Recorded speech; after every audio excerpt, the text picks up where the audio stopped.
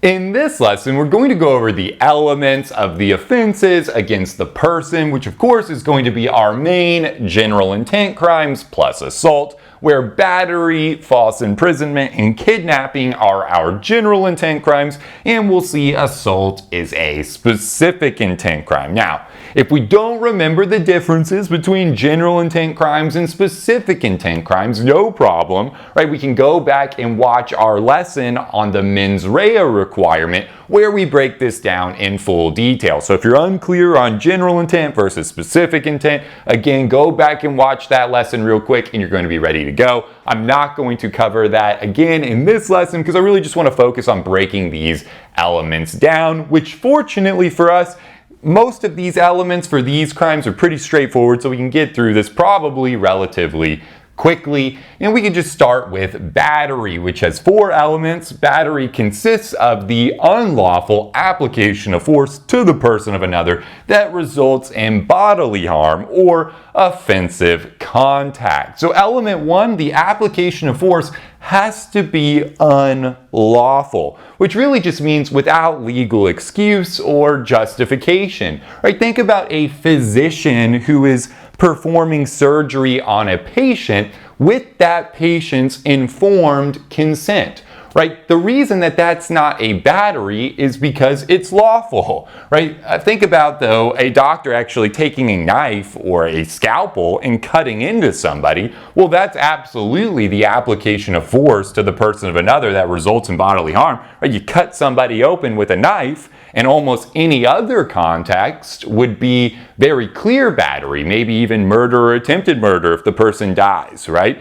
But the reason in this case it's not going to be battery is because that's lawful, right? If a physician has the informed consent to cut into the body of a patient, right, then we would say there's that legal excuse, that justification. That is lawful application of force. You might see this in self-defense context, right? If a person is being attacked, so they apply force to their attacker, and that results in bodily harm to the attacker, in certain situations we'll see that could be a lawful application of force. It's not battery because the application of force to the person of another that results in bodily harm is actually lawful in certain self-defense contexts, and we'll talk in way more detail about self-defense when we get to our lesson on self-defense. But that's really just what we mean by the unlawful application of force. And our second element, the application of force, is exactly what it sounds like,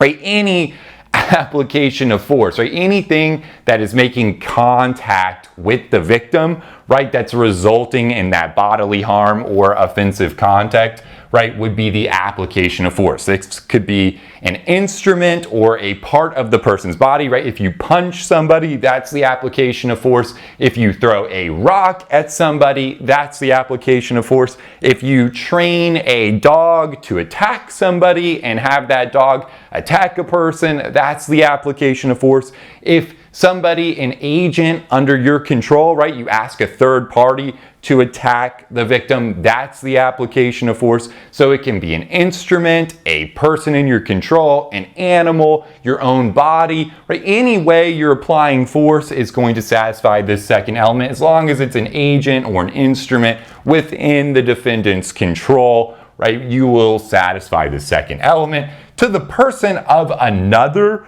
right, so you can't commit a battery against yourself. We need another person, right? The unlawful application of force to the person of another. This concept of the person of another is actually a legal term of art. It extends basically to anything that's attached to the victim. It's not only the victim's body, it's anything that's attached to the victim's body. The classic example would be walking with a cane, right? If our victim is walking with a cane and the defendant comes up and kicks the cane out from under the victim falls over and suffers bodily harm, right? Well, that is the unlawful application of force to the person of another. Even though the application of force wasn't directly on the body of the victim, it was the victim's cane, right? That still is encompassed in this concept of person of another. It includes the person's body and really anything attached to the person's body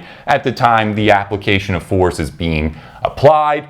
And of course, our fourth element, the application of force has to result in bodily harm or offensive contact.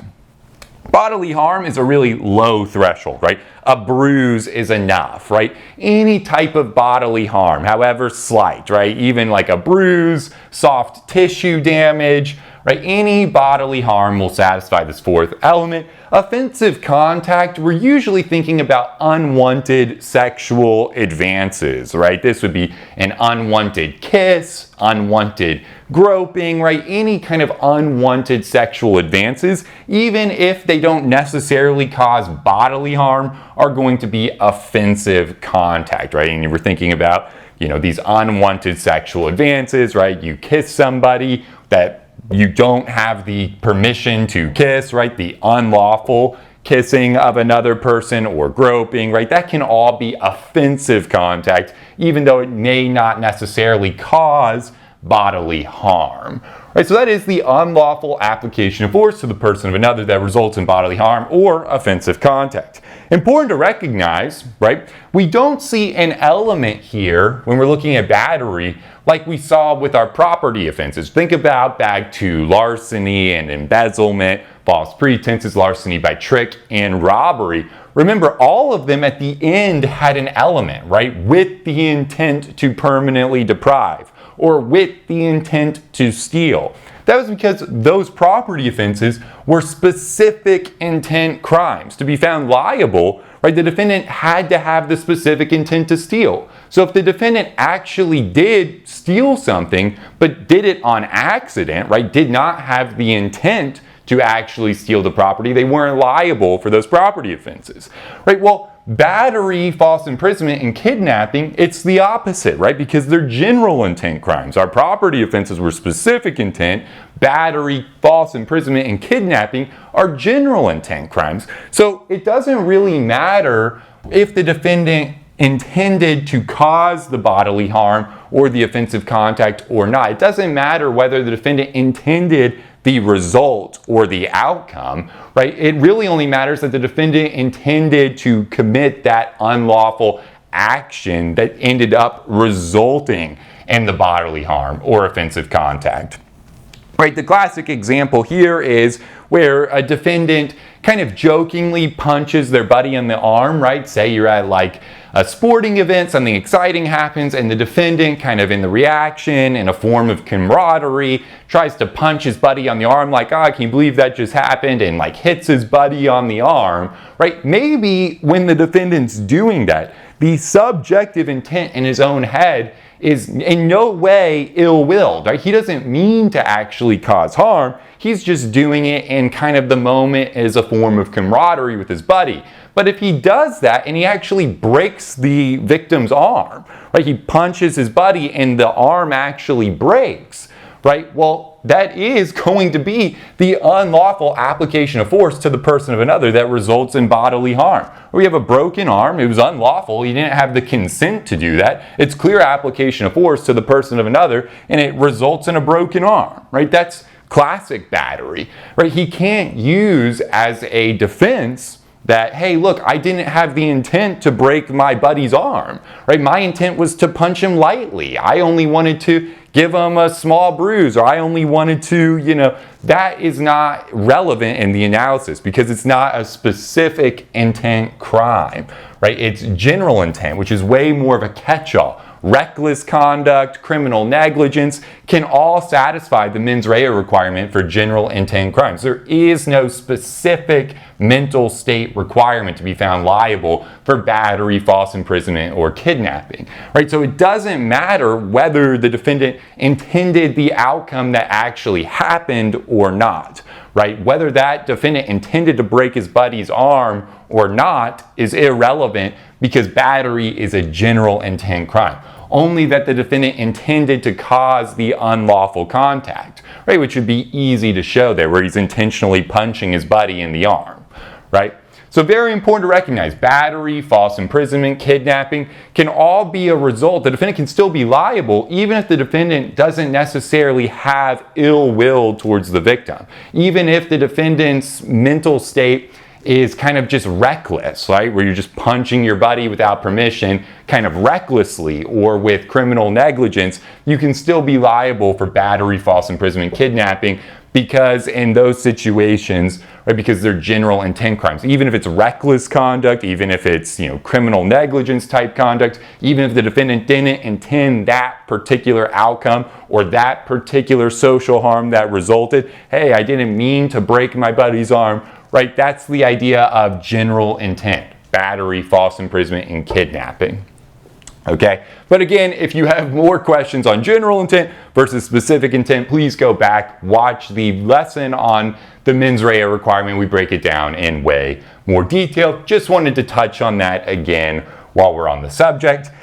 Next, we have assault. Assault consists of either A, an attempt to commit a battery, or B, these four elements, which we call apprehension assault or fear of harm assault. Essentially, we should think of assault as kind of two separate crimes, right? An attempt to commit a battery is assault, or if these four elements, right, B1, B2, B3, and B4 are satisfied, right, that's apprehension assault. Two ways the defendant can be liable for the crime of assault. Right, so number one, we have an attempt to commit a battery.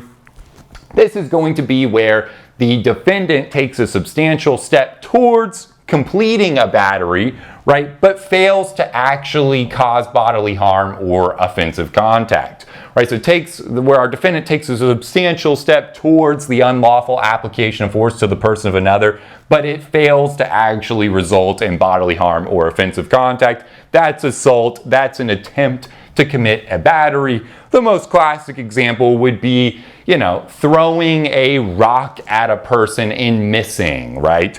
Throwing a knife at a person and missing. Anytime, and we're going to talk about attempt, right, as a crime when we get to our inchoate offenses, incomplete offenses. We're going to talk about attempt in way more detail, but just as a pro tip, as you're approaching criminal law fact patterns, anytime you see a person, throw something, shoot something at another person and it misses, right, we're always thinking attempt, right? This would be the same with assault. Or it could even be, right, you're trying to punch somebody and that person ducks, right, and the person who's throwing the punch misses, right? Anytime you're taking that substantial step towards applying force to the person of another unlawfully, but it does not result in bodily harm or offensive contact because the defendant has missed, right? You wind up to punch somebody and you miss because they ducked the punch, right? That's attempt to commit a battery. We don't have bodily harm or offensive contact, but the defendant has taken a substantial step towards applying force to the person of another, right? That's assault as an attempted battery.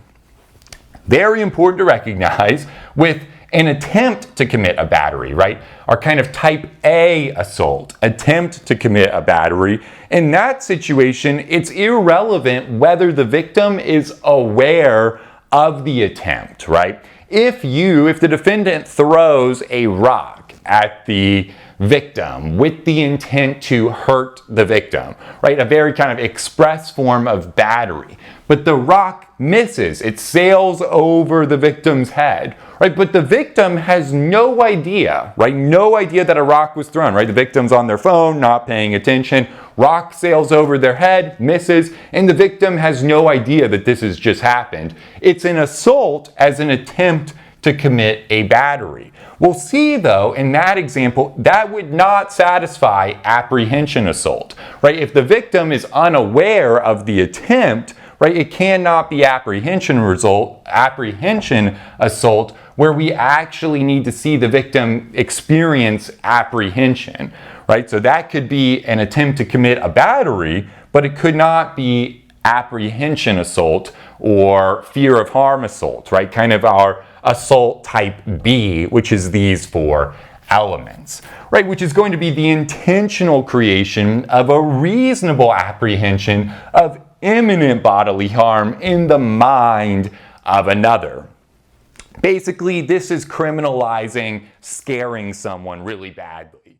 Thank you so much for watching this video preview of our Legal Education Accelerator Program, or LEAP for short. If you would like to see the conclusion of this video and gain full access to our entire 1L and 2L video library, integrated outlines, streamable audio versions, additional practice exams with explanations, and much more, we invite you to head over to our website and join the thousands of law students who have already enrolled. To get started with your no-risk free trial today, simply click the link in the description box below or visit www.studicata.com/leap.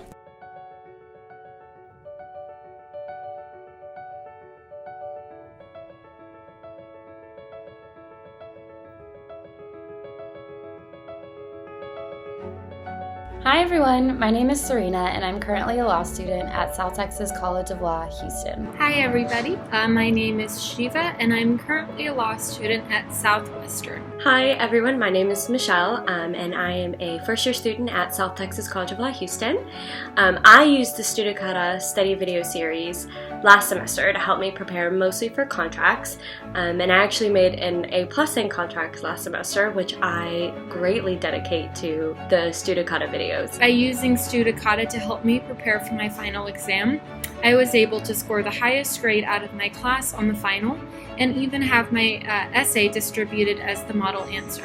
Not to mention I had done quite poorly on the midterm and was struggling throughout the whole course of the semester, understanding the material and keeping up with lectures. Because of the Studicata video lectures, I was able to go into my exams with a feeling of confidence.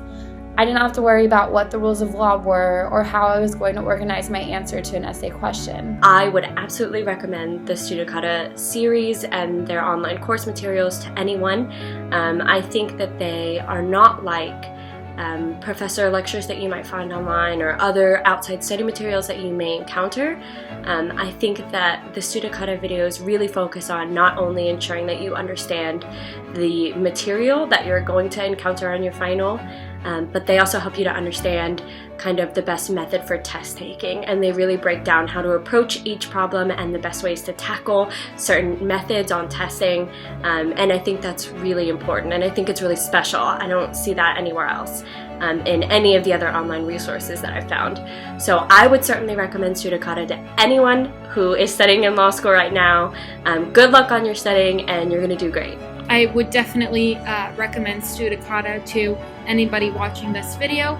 Give it a chance. I'm positive that you will love it, that you will get a lot out of it, and that you will be happy that you gave it a chance. I definitely am. I know I will be using Studicata in the future. And I cannot thank Studicata enough for getting me through my first semester of law school. I will definitely continue to watch the Studicata video lectures throughout my law school career, and I highly recommend that any future or current law student do the same.